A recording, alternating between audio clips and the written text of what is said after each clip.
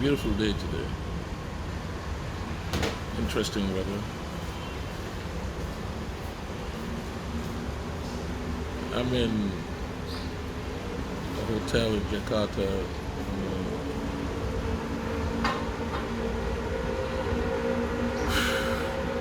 taking things in, taking stock.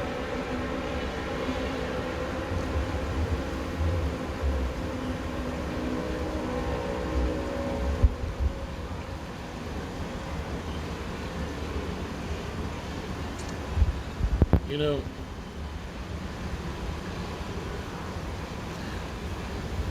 I'm getting to. I am actually going to be 50 next year, and I started thinking, excuse me, about what it means to be that half century. A lot of friends have crossed it, but they have their own experiences. I have mine. Mine is unique to me. I couldn't care less what any other person says.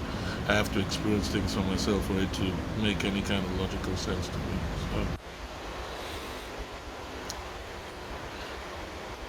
all my life, I never gave it any thought. I didn't think I would get to.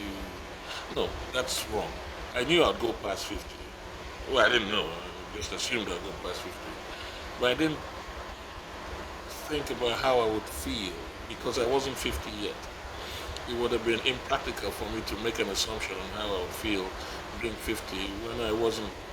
Well, I'm not 50 yet. I mean, it doesn't make any sense. You can, that's a waste of time for me if you start making assumptions about things or making presumptions that you would feel in a certain way when you haven't actually reached it. That's a waste of time for me. I don't do things like that anymore.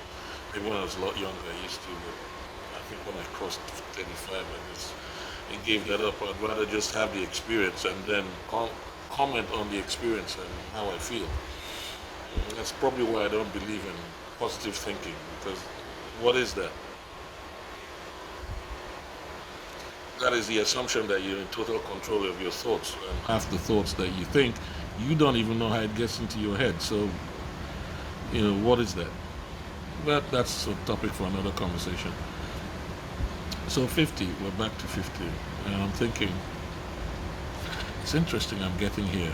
It's like I can remember my dad, 50, how he was, how he operated, the level of dignity and respect he commanded. Sorry, something floating away. And his approach, his outlook to life and family, and the evident mistakes and corrections. I'm experiencing something entirely different. 49, and I'm like, I've reached a point where this is like the only way to say it is to say it. It's like I'm in my I don't give a fuck years. Don't really give two shits about anything. I'm like apart from what's important, what's intimate, family, loved ones, friends if I have any. I think maybe one or two or three. I don't really give a shit about anything else.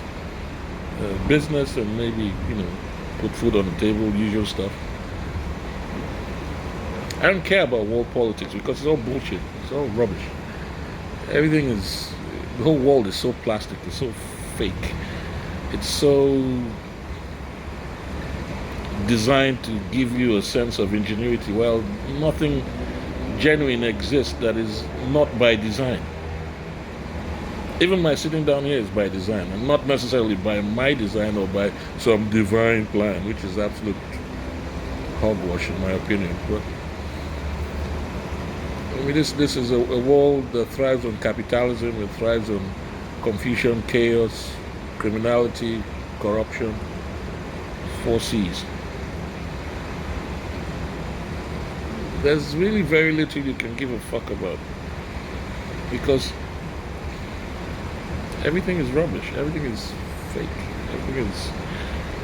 Nothing makes sense. If you try and take everything in using, fundamental logic, that is just your own sense of reasoning to be able to see if things make sense. Not much does. So I'm in my I don't really give a fuck yes. I'm in the illusion, ride with it. Do I want to change it? Sure. Do I have the power to change it? Probably. What's the best way to change it? Change me. The idea of we have to unite to fight is rubbish. We unite. How can you unite and fight when you're not united on your own? You haven't resolved your own personal issues. You want to unite and fight a power structure that define your reality.